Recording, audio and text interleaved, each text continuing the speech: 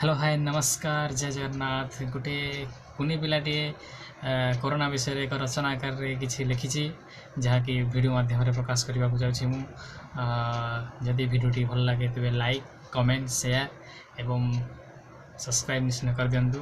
एवं देखु वीडियोटी मो अंचल कोरोनार अनुभूति उपक्रम जीवजंतु मानक केतेक रोग होता है से रोग मध्य केतेक रोगर औषध थाए केतेक रोगर औषध न थाए।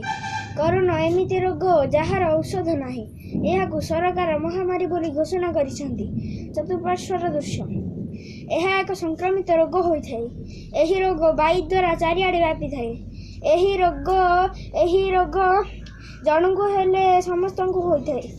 आंबे माने यथा संभव घर बाहर ना कौन आड़े बुलाबुली करवा ना क्या सांगर कथा हेबा नहीं। यही रोग न बढ़ापी सरकार गाड़ी मटर ट्रेन चलाचल मेला महोत्सव बड़ बड़ कल कारखाना दुकान बजार हाट इत्यादि बंद कर।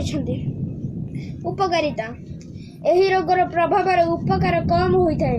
गाड़ी मटर चलाचल बंद होबार पेट्रोल डीजेल व्यवहार कम होता है। सड़क दुर्घटना कमी जाए। कल कारखाना बंद होबार से निर्गत धूआं वायुमंडल को दूषित कर न थे। प्रत्येक परिवार लोक मैंने निज घर काम चाषबास परिवार प्रति समय देवाक बाध्य हेले। जनगहली कम होते। अपकारिता बहुमात्रा अधिक हुए। आम पृथ्वीर देश विदेशर कलकारखाना बंद होबारू आम देशर टंका पैसार अभाव होता है। देशर प्रत्येक लोकंर रोजगार कम होता है। परिवार चलाचल कष्टसाध्य होता है।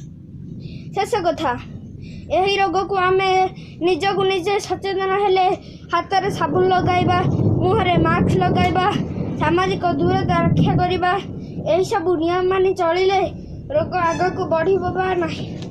घरे रहिबा सुरक्षित रहिबा लोकन ठारू दूरे रहिबा।